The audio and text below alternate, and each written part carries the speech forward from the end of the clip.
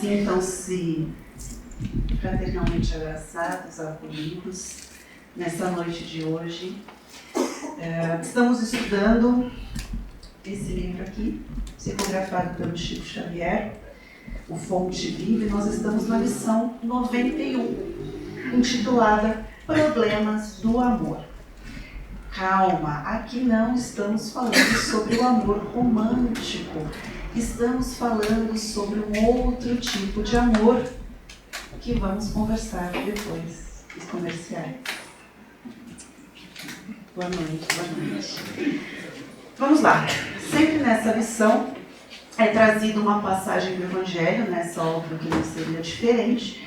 Aqui nós temos uma passagem da carta de Paulo aos Filipenses, onde ele coloca: que vosso amor cresça cada vez mais no pleno conhecimento e em todo o discernimento. E aí logo a primeira frase do texto diz: o amor é a força divina do universo. Olha, nada novo por aqui, não? Amai a Deus sobre todas as coisas, amar ao seu próximo como a ti mesmo, e trazemos amor, amor, amor. Mas será que nós praticamos verdadeiramente o amor na nossa jornada? Em todas as oportunidades que temos, que nos são entregues de mão beijada para a nossa evolução? Ou será que não vem bem assim? O Chico, ele continua, Chico não, né? No caso, Emmanuel continua trazendo um tipo um pouco diferente de amor. Quando nós utilizamos o amor, vamos dizer assim, em excesso. O primeiro vício que ele traz aqui, nessa lição, é a avareza. O excesso, o amor desmedido por coisas materiais. Nós já sabemos, né, meus amigos, que no nosso próximo passo, na jornada evolutiva, tudo que nós temos aqui continuará aqui. O segundo que ele traz é o egoísmo, e eu vou falar um pouquinho mais sobre esse, porque esse aqui é um calo apertado, né? E o terceiro que ele traz é a inveja. A inveja é muito simples quando eu olho e penso: gostaria de ter aquilo que aquela pessoa tem, uau, gostaria. Só que em muitos momentos nós olhamos e descredibilizamos as conquistas do outro para nos sentir superior. Fulano fez isso? Não era nem tão difícil assim, teria feito melhor. Nunca aconteceu aqui, eu tenho certeza disso, mas uma prima me contou que às vezes acontece. Bom, e ainda na lição, o Emmanuel, ele traz outras lições para a gente, falando algo que também nós já sabemos, já estudamos em diversos momentos na doutrina espírita, né, falando da necessidade do nosso aperfeiçoamento moral, o nosso cuidado com a asinha da moral. E que bom que temos o Evangelho, que é quase que um manual de conduta daquilo que seria esperado, né, colocar em prática.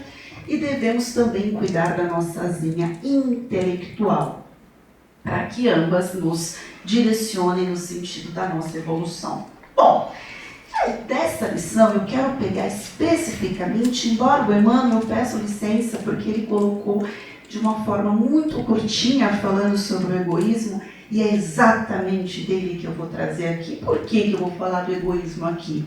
Porque lá no Livro dos Espíritos nós temos na questão 913, Kardec pergunta aos espíritos: qual o vício que se pode considerar radical?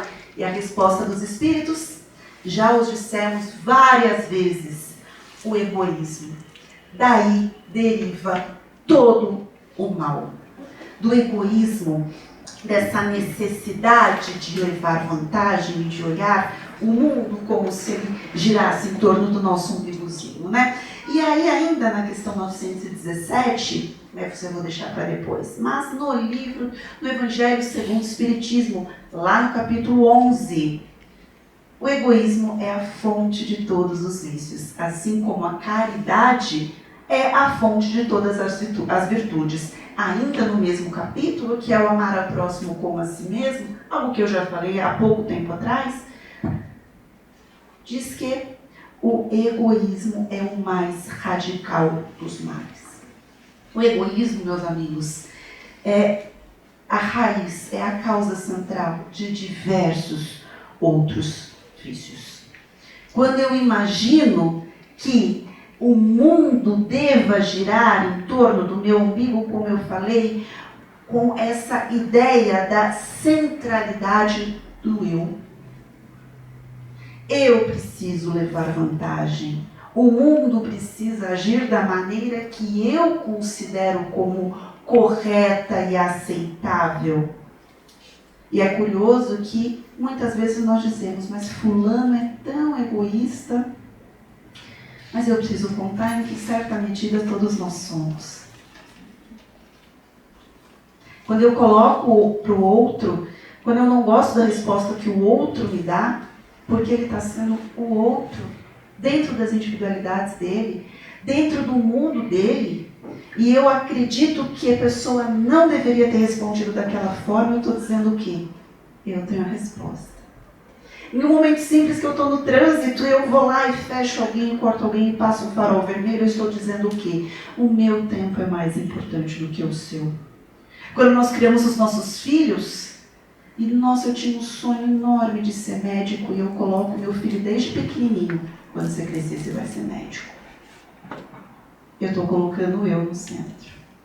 Ou quando meu filho vai para o mundo, sai de casa e eu cobro o afeto porque eu acho que ele deveria me tratar da maneira que eu acredito que seja correta, eu estou olhando para ele, estou respeitando a individualidade dele. Dentro da nossa família, quantas vezes nós não entendemos que o outro deveria fazer isso, o outro deveria agir desta forma? Eu estou pensando verdadeiramente no outro, mas é o melhor para ele. Mas em que momento você recebeu o poder de dizer o que é melhor para ele?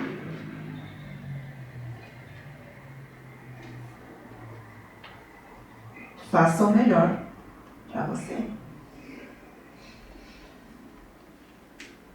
E entenda que o outro é o outro.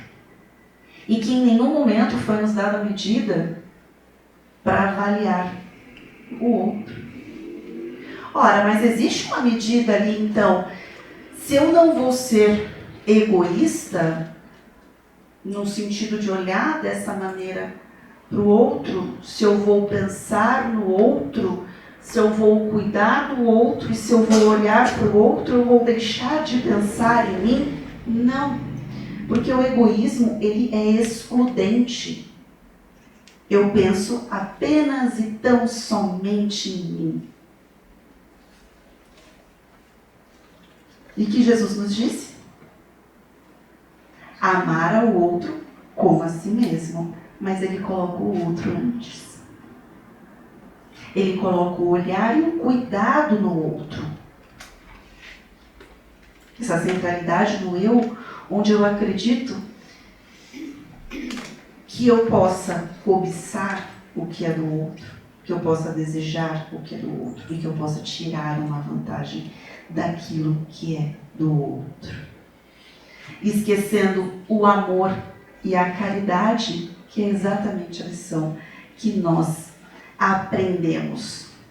Ora, e onde nós colocamos aqui esse cuidado, né, do que o Paulo traz na carta aos Filipenses, onde ele diz exatamente: o amor não é um mero apego ou um desejo de posse. O amor vai além disso. O amor está no cuidado com o outro, o amor está na caridade, inclusive para aceitar o outro como ele é. Inclusive para respeitar escolhas do outro. Você pode não concordar, mas é o seu dever respeitar.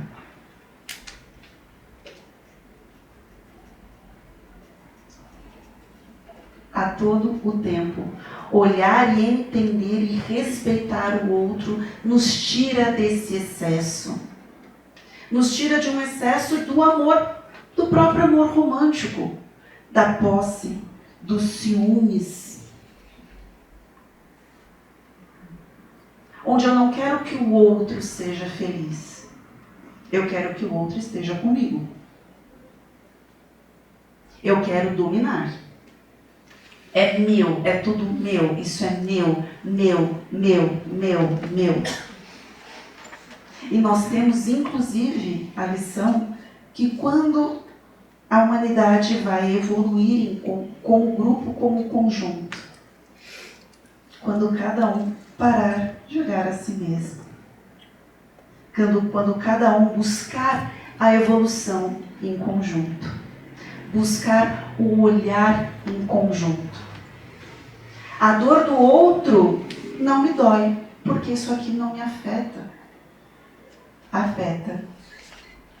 Se eu parto do pressuposto que todos somos filhos do mesmo Pai, que todos nascemos em comunidade e que todos somos irmãos, não é a dor do outro. Porque o outro não existe. Como se fosse uma divisão em silos, né? Já viram aqueles silos onde tem onde tem milho e etc., que é bem divididinho, um não se coloca com o outro, nós nos colocamos nesses silos. E eu vou fazer aqui, olha, eu vou pegar isso daqui que não é meu, mas fulano não está nem ligando, né? Eu vou levar essa vantagenzinha aqui rápida. Eu vou ajudar porque me vale muito a pena ajudar ela. Para mim vai ser estratégico. Olha que bonito vai ser. Todo mundo ir lá e falar, olha, a Janaína fez isso, isso e isso. Então deixa eu fazer porque eu quero isso daqui. Isso é egoísmo. Percebe como diversos outros vícios, se não todos, provém do egoísmo? Excessos? Se eu tenho excesso de algo, talvez esteja faltando para alguém. Se eu quero tudo para mim. Essas atitudes, meus amigos, estão no nosso dia a dia. Essas oportunidades estão no nosso dia a dia. Eu vou fazer caridade, mas vai ter foto? Se não tiver foto, eu não vou. Acontece. Vai aparecer meu nome? Se não aparecer, eu não vou. Vão me aplaudir? Se não aplaudir, eu não vou. Que bom que você está ajudando o outro. Ótimo. E isso tem um mérito. É óbvio que tem um mérito que eu estou ajudando e acolhendo o outro.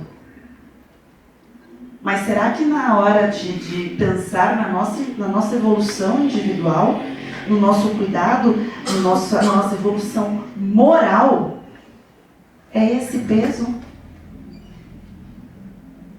É esse peso que nós queremos que seja dado?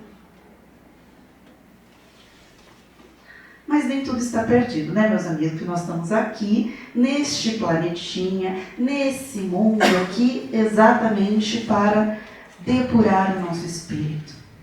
As duas asinhas, a moral e a intelectual. Nós estamos aqui para aprender, para evoluir e para desenvolver essas nossas habilidades. E o Elias falou algo que vai ser o tema do curso de férias, que é exatamente a reforma íntima. É aquele momento que eu paro um pouquinho, olho para dentro de mim e penso, isso daqui não foi tão legal. Essa atitude, será que essa atitude eu tomei com base em quê? Isso aqui eu tomei essa atitude para levar alguma vantagem? Será que isso aqui eu posso ter prejudicado alguém? Indiretamente ou diretamente? Eu posso olhar e posso cuidar. E olha que bacana. Ainda no Livro dos Espíritos, aí já mais para a questão 919, nós temos os Espíritos contando para a gente, onde Kardec pergunta qual é o meio prático, mas eficaz para melhorar nesta vida e resistir ao arrastamento do mal. Qual é o momento que eu olho para essas minhas sombras, que eu olho para as minhas atitudes, olho verdadeiramente, tá? Não com o olhar de dar tapinha nas costas, de contar historinha bonita para a gente mesmo dormir. Que eu olho verdadeiramente lá para o meu porão, para aquela coisinha que eu não quero ver, para aquela nossa baguncinha eterna. E os Espíritos responderam para Kardec, algo que pode nos ajudar. Um sábio da antiguidade vos disse: conhece-te a ti mesmo. Vocês vão falar de autoconhecimento no centro espírita? Sim! Sim, meus amigos, porque é aí que começa a reforma íntima. É no momento que eu entendo exatamente o que está acontecendo dentro de mim. E paro para pensar que enquanto eu estou ali julgando o outro, eu não vou mudar o outro. Eu acolho e ajudo o outro dentro daquilo que me é permitido. Sem invadir o outro. Mas o que eu posso e devo fazer é olhar para mim. É buscar exatamente essa minha evolução. E olha que bacana, na questão seguinte, a resposta traz algo já prático também para fazer. Ele fala assim, não, leia o Evangelho todos os dias, Claro, faça isso, mas não é essa a resposta que eles dão. A resposta é, fazei o que eu fazia quando vivi na Terra. No fim de cada dia, interrogava a minha consciência, passava em revista o que eu havia feito e me perguntava a si mesmo, a mim mesmo, se eu não tinha faltado ao cumprimento de algum dever. Se ninguém teria tido motivo para se queixar de mim. Aquela conversa com o nosso consciente, o nosso inconsciente, o travesseiro. O que eu fiz hoje? Como eu falei, o estudo é essencial, claro. O estudo é essencial. Nosso aprimoramento, nosso trabalho, nosso direcionamento em busca do nosso desenvolvimento é essencial.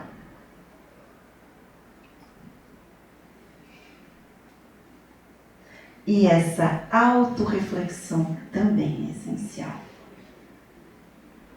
O que eu fiz hoje? Será que hoje eu posso ter prejudicado alguém? Será que hoje eu fiz algo para alimentar o meu ego? Será que hoje eu fiz algo pensando em mim? Será que hoje eu fiz alguma atitude simples, buscando alguma vantagem pessoal? Seja ela muito simples. Eu vejo que está vindo alguém e eu estou dentro do elevador. Eu aperto o botão para ele fechar bem rápido, porque eu não quero ter que conversar com a outra pessoa. Meus amigos, isso é egoísmo. Deus está vendo. Eu dei aquela acelerada no farol, só pensando em mim. Eu apresentei um projeto no trabalho, e eu não fiz sozinha. Mas na hora de levar o parabéns, eu esqueci a todos.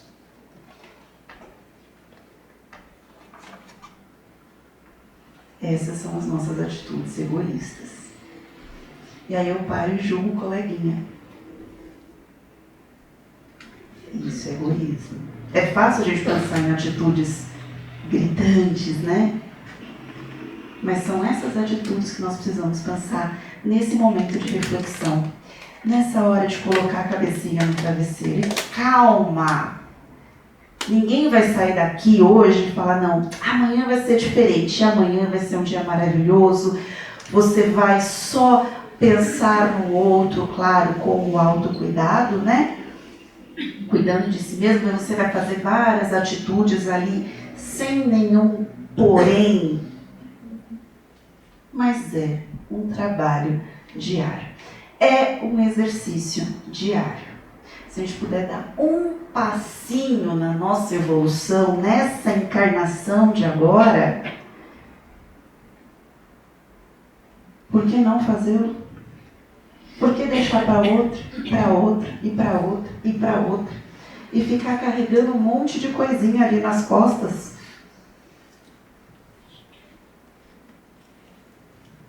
Temos oportunidade diária de trabalhar a nossa reforma íntima.